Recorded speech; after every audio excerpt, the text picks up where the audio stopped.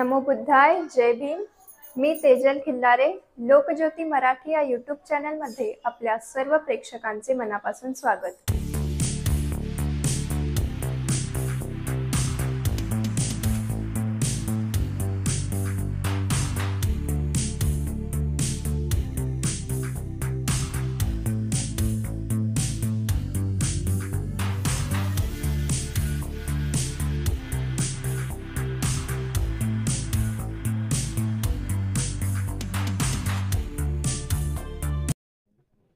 प्रिय भावंडांना, सर्व महामानवांना सर्वांनी अभिवादन केले ते माझ्या वतीनेच केलं आहे.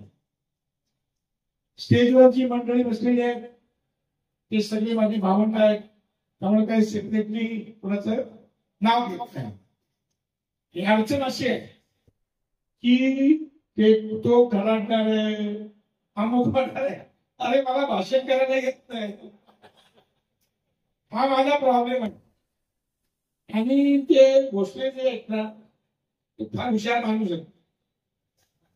त्याने काय केलं की ते म्हणले की ते मी बाहेर होतो, मला वाटतं मी लंडन मध्ये असताना त्यांचा मला फोन आला होता, मित्र आहेत माझे.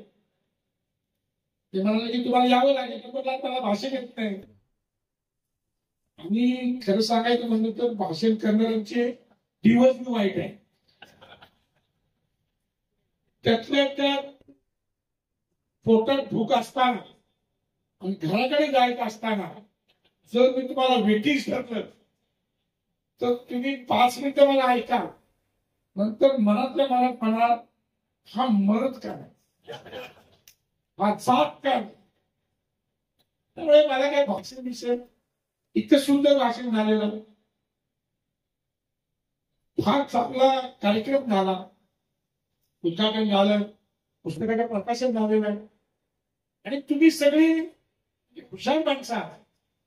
आता ज्यांना पोटा पाण्याचं बाकीचं घरचं पडलं होतं ते निघूनच गेले, त्यांनी थोडक्यात काय म्हणले, थोडक्यात जेल. आता हे काही सर्व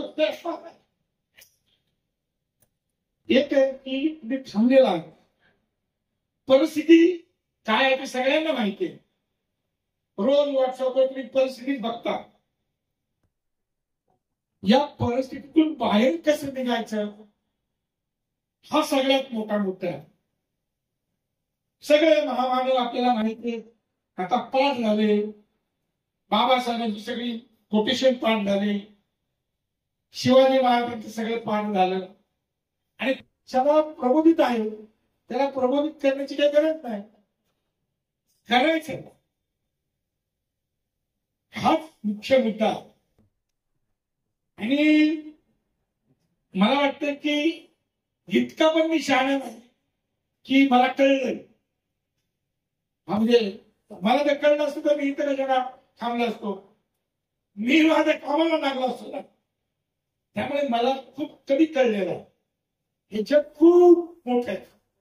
आणि माणसाचं जीवन आहे ते किती 60, 70, 80, अक्कल यायला 50 वर्ष. आणि 50 वर्षात अक्कल आल्यानंतर कुठं भीती वाढतो, म्हणजे जायची तयारी असते. जेव्हा अक्कल येते तेव्हा जायची तयारी असते. आणि माझी बहीण बरोबर बोलली, आणि हे सगळे 50च्या वरचे आहेत, आपली पोरं कुठे आहेत? तर पोरं खऱ्या अर्थाने अटकेत आहे. तो तुरुंग कुणाचा आहे तो तुम्हाला सगळ्यांना माहिती आहे. तो तुरुंग कुणाचा आहे, कसा बनवलेला आहे, काय झालेलं, हा तुरुंग फोडायचा कसा असा प्रश्न आहे. तो पहिलं काम आपल्याला करावं लागेल की बाबासाहेबांनी सांगितलेलं मी काही नवीन सांगत नाही. मला जर तेवढी अक्कल असतील तर मी आता सगळे 12 विद्यापीठ शिकलो. मी माझ्या लक्षात आलं की इकडेच बोंब आहे अशी गोष्ट नाही, जगभरात बोंब आहे. हा फक्त त्यांचं कसं आहे की त्यांची आपली बोंब झाली हे त्यांना कळलं, आपल्याला अजून कळलं नाही की आपला त्रास लय मोठा आहे. त्यांना कळलं नाही आणि ते कळल्यामुळे ते मूलभूत विचार करतात.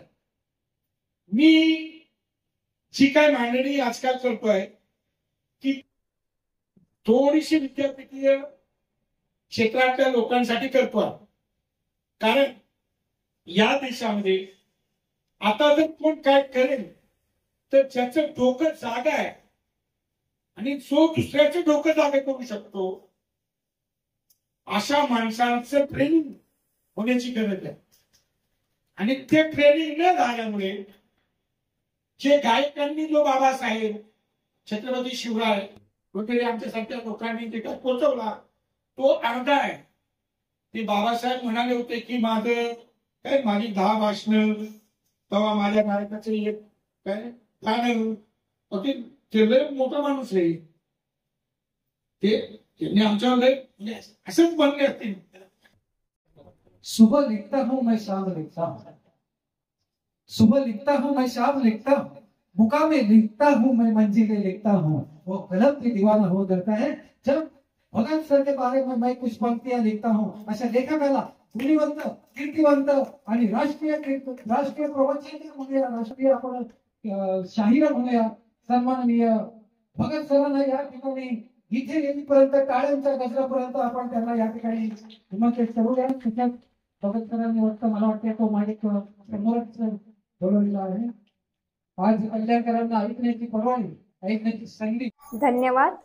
आमचे असेच नवनवीन व्हिडिओज पाहण्यासाठी लोकज्योती मराठी या यूट्यूब चॅनलला सबस्क्राईब करायला विसरू नका.